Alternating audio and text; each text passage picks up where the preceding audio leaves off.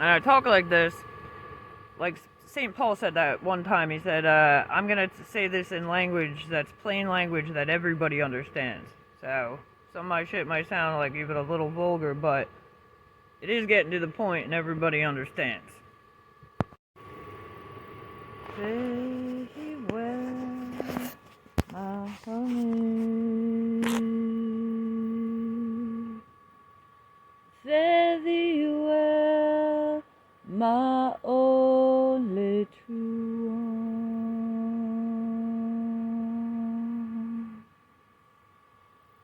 All the birds that were singing have flown, yet you alone. I'm just kidding. God's a really only fair one. You've been fair to people in this world, they all turn their back on you and they choose the devil or a bunch of gay shit. And I don't mean like normal monogamous gay people shit, I mean gay shit. And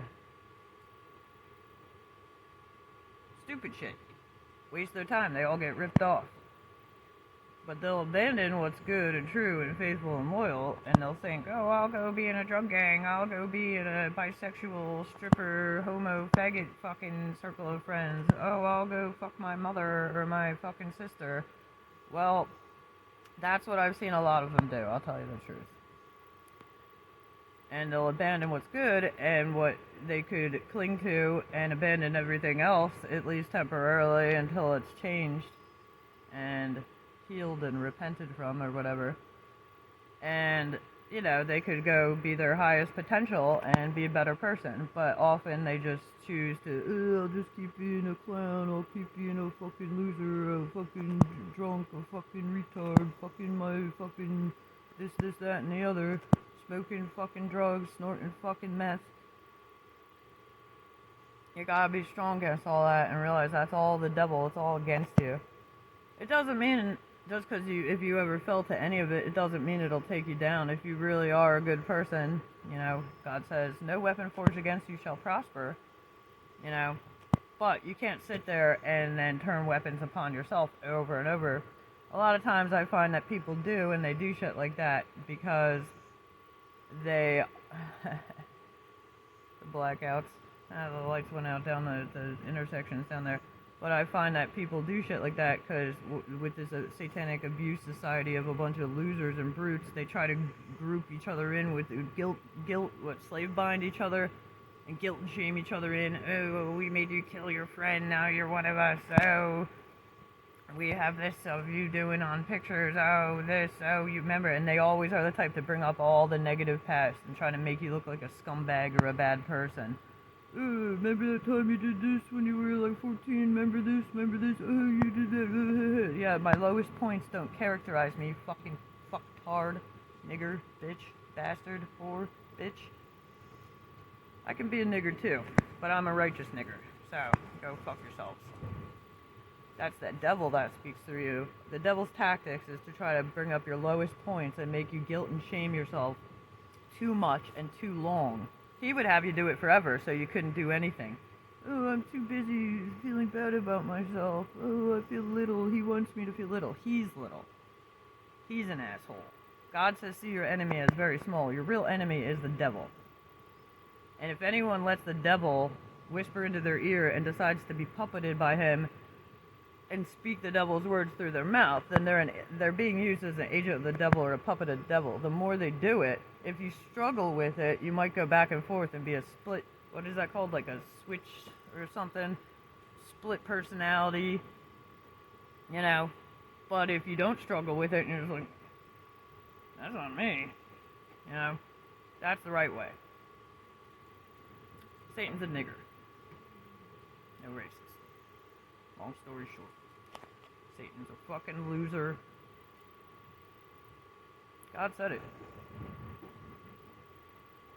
God said, this one day God goes, like, it's like a metaphor of, like, if you're dating a total fucking scumbag loser, like a guy that wants to, like, fuck you, fuck your kids, beat you all up all the time.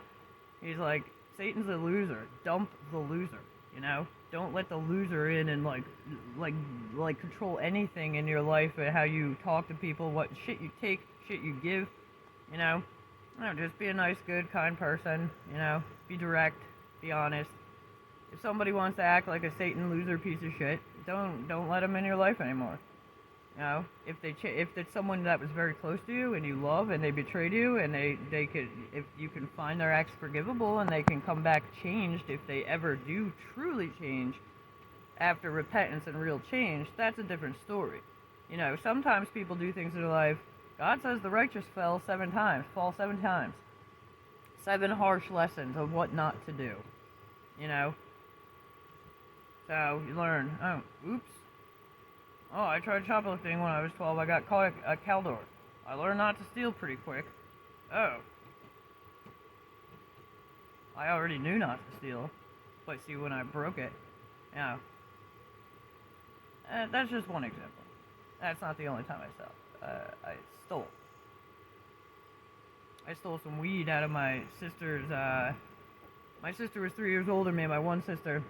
Her buddy Josh they all smoked weed. He smoked weed and he must have been selling weed, or so he had buying big amounts of weed. He had a big bag of weed in his car. Me and his buddy's little brother, who was my age, we went through his car when they were all out, and we found his bag of weed and we took it. And they found it later where we stashed it, and they caught us, you know. But that was very embarrassing, and then we lost trust with people, you know. So you learn these lessons. Alright, kids will be kids, you know. It's nice when you learn the lessons young, and then you happily return to your innocence and ethics and good morals. And then it's easy to just stick with. But if you don't, it's nothing but the devil trying to tempt and lure you into doing something stupid to ruin your own life and destroy you, you know? And I find that part of that song very sad.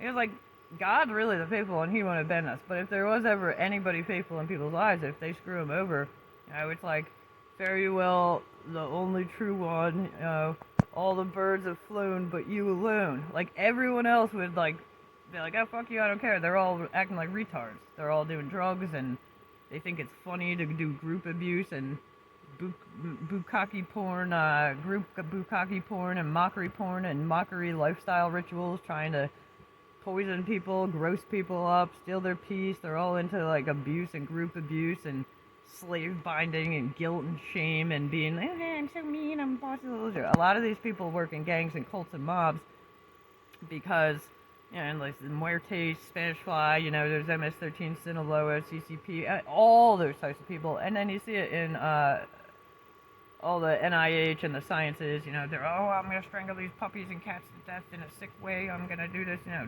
because they would just I want to hurt something so bad. They're just fucking filthy evil. And the things they do to the kids and the adrenochrome and all that, you know, that's what's been going on. But they're all wicked. And what do? They work in networks and gangs and mobs and cults and groups. And gangbangers of all various sorts. Satanic serial killer pacts. Consortiums, it's called consortiums of Satan. That's what a lot of these big science places, they'll say it right on their shit. Oh, we're a professional consortium. Ah, I know what that means. That means Satan, assholes. Don't call yourselves a confederacy either. If they call themselves a confederacy, you have nothing to do with them, God says. You see, with the Confederates in the U.S. war, who lost? The Confederacy. That shit is in the Old Testament Bible. I'm pretty sure it's Old Testament, thousands of years ago. They're not the first group of losers to call themselves Confederates or Confederacy or something like that.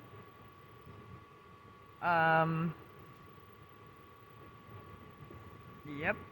But yeah, they try to cling together because they're all such losers, and they really are. They're like the small ones because they're, oh, I need to hurt something small and make myself feel better. Oh, I need to make it feel lifeless and small and raped and defiled, and no, it's not.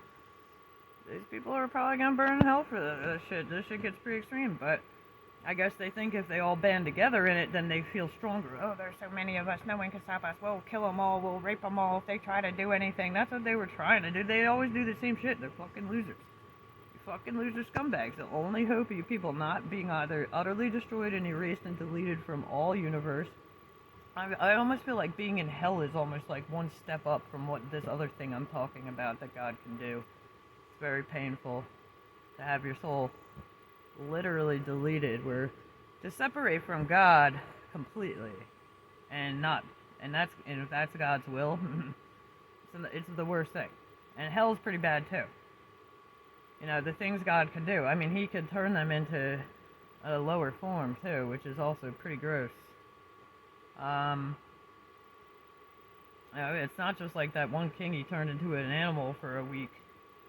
It's like, oh, let's see what piece of shit you really are. Oh, you're blood-sucking parasites. Oh, you're fucking blood-sucking worms. Like, da da da da da. Like he said, these people wanted to hurt you so bad, they were willing to go so far, and they wouldn't listen to God, and they wouldn't stop, and they wanted to just keep descending, I guess, and then until they're like diminished so low. But He could diminish them even lower.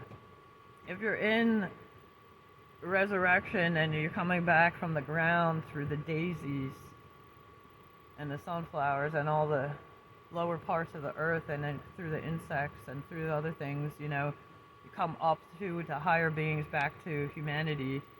That's a thing where there's that, you know, the Hindus talked about that. I had an experience in that in 2014. I got revelations of all kinds of things, crazy things that I couldn't have imagined. And some of them I actually found later in scrolls and Torah and stuff. And I said, holy shit. I said, I know what he's talking about. So that happened to me in the spirit when all that crazy shit happened.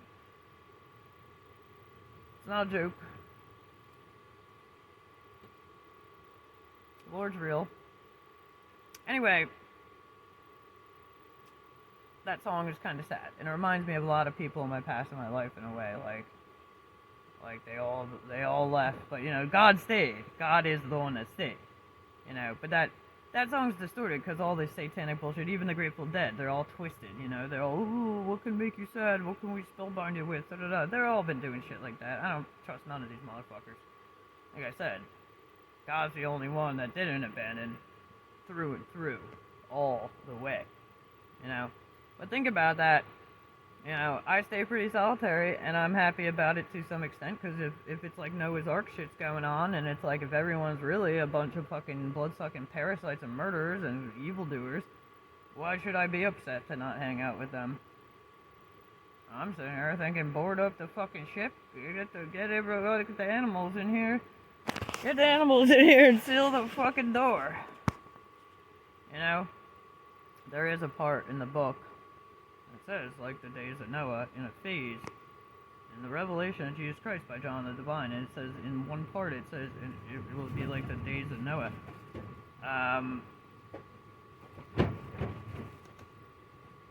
You gotta wonder. No, it's horrifying. God, most terrible. Praise the Lord, and He swallowed up death in the victory.